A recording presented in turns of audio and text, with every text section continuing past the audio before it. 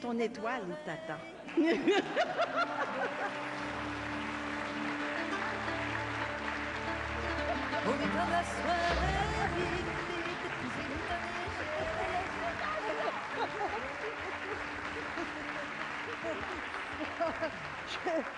C'était tellement extraordinaire de les entendre chanter que j'étais dans la coulisse. J'ai dit, je m'en vais là pour les écouter. C'est tellement merveilleux.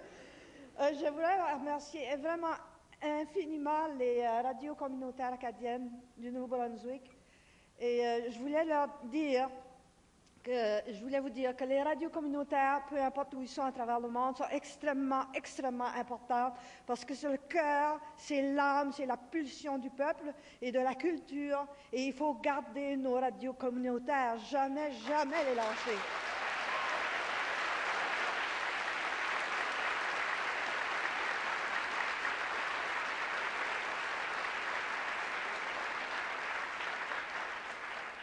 J'ai commencé très, très jeune à chanter et j'ai été entourée d'une façon extraordinaire. D'abord par ma famille que je veux remercier, ma mère, mon père est un conteur, ma mère est une musicienne.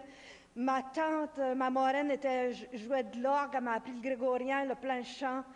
Et après ça, j'ai eu des amis incroyables. J'ai eu Rosemary, je l'ai connue, elle avait 5 ans. J'ai eu des gens qui m'ont entourée, qui étaient profondément dans la musique et qui m'ont aidé, qui m'ont supporté tout le temps. Même j'ai des petits, j'allais dire des petits jeunes que j'ai rencontrés il y a pas tellement longtemps. La petite Dominique est venue jouer pour moi dans le gazon du pays de la Sagouine. Elle était haute comme ça.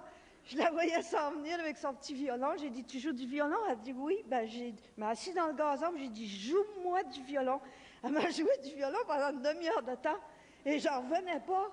Puis là, je la vois, c'est une grande fille. Je me dis, mon Dieu, le temps passe tellement vite. Puis René Cormier, avec qui j'ai fait des tournées en France, qui avait 17 ans. Mais là, j'ai dit, mon Dieu, le temps passe tellement vite.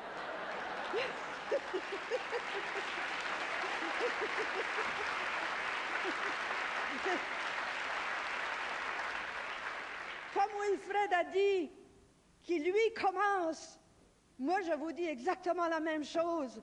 Je ne finis pas, moi. Je continue. Il faut toujours garder ses rêves et garder sa fierté acadienne et garder sa radio communautaire. Merci beaucoup.